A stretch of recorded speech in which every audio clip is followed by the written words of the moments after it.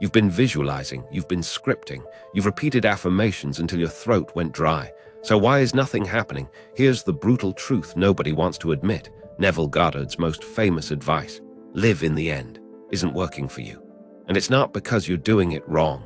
It's because you've been sold half the story. Picture this. You're holding a glass of muddy water, shaking it violently, begging it to clear. That's what most manifestation advice sounds like. Just keep shaking harder, force the clarity.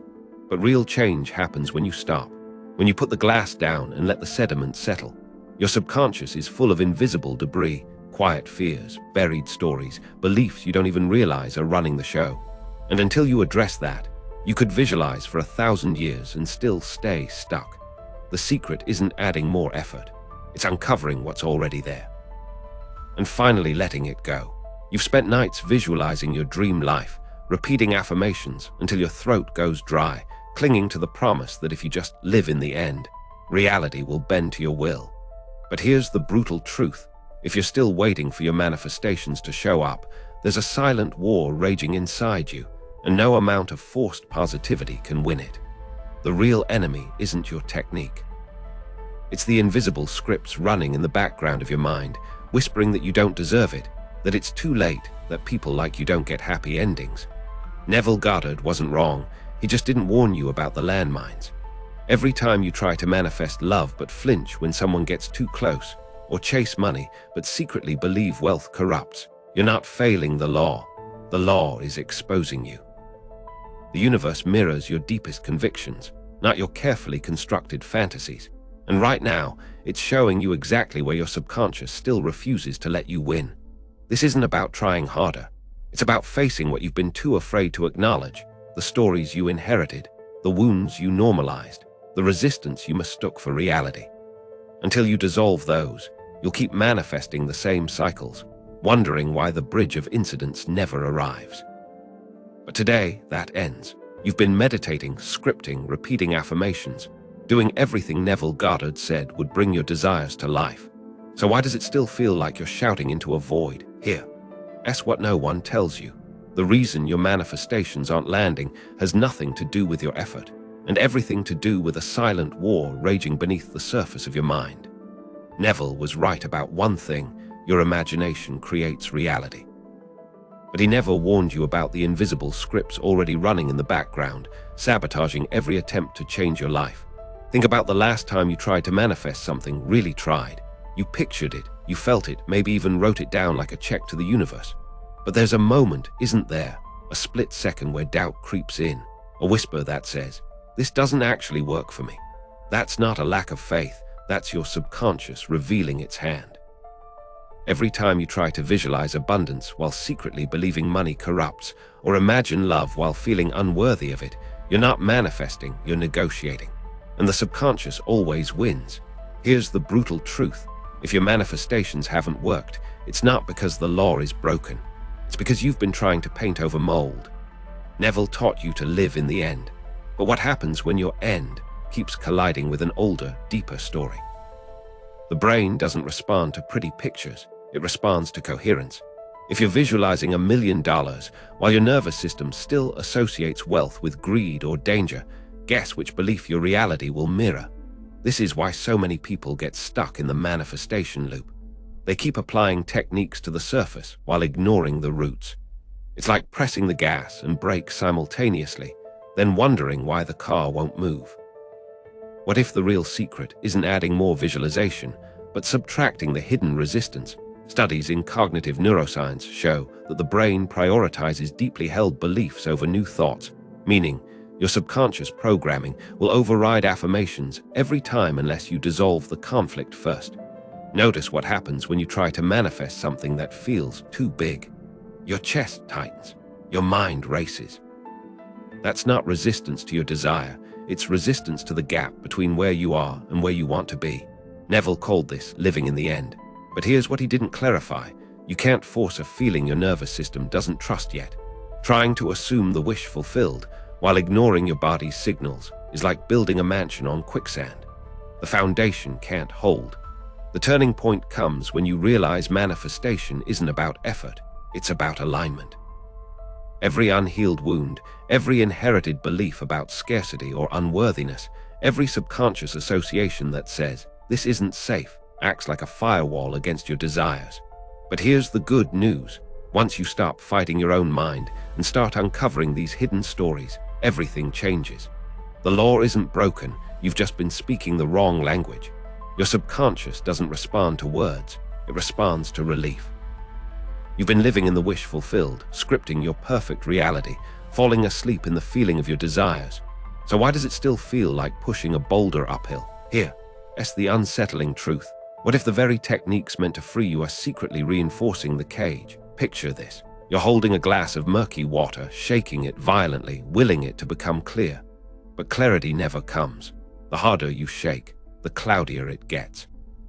That's exactly what happens when you obsessively visualize while ignoring the sediment of subconscious resistance settled at the bottom. Neville called it inner talking. But here's what most interpreters miss. Those whispered conversations aren't just about what you want. They're about what you secretly believe you deserve. Let me show you the invisible hand sabotaging your manifestations. Close your eyes and visualize your desire right now. Feel the texture of it, the weight in your hands. Now notice that split-second flicker of hesitation, that voice that whispers, "But what if it doesn't last?" Or, "People will think I'm selfish." That's not doubt, that's your subconscious revealing its terms and conditions. Every time you override those whispers with forced positivity, you're not transcending resistance, you're burying it alive. And buried resistance always resurfaces as failed manifestations. The paradox no one talks about. The more perfect your visualizations feel, the more they expose the gap between your conscious desire and subconscious beliefs. Think of a projector screen showing your dream life, while the actual film reel running behind you plays horror scenes of unworthiness. Neville's genius wasn't in the techniques, it was in his insistence that imagination creates reality. But that's where modern teachers led you astray. They turned it into a performance, a test you're constantly failing. Feel it real or you'll never have it. That pressure alone creates more resistance than it dissolves. Watch what happens when we pull back the curtain. That thing you're trying to manifest, it already exists in infinite potential. Your work isn't to create it, it's to stop rejecting it. When you obsess over a specific person, you're actually pushing them away through the energy of lack. When you visualize money while feeling anxious, you're telling the universe, "This isn't really mine." The subconscious doesn't understand negation. It only hears the vibration behind the words. That's how you've been unintentionally manifesting the opposite of your desires. Every time you say, "I am abundant," while compulsively checking your bank balance, you're broadcasting two conflicting frequencies. The universe always answers the dominant vibration, not the words, not the forced imagery, but the visceral, gut-level belief playing on loop. You think you're manifesting a new reality when actually, you're cementing the old one by resisting its existence.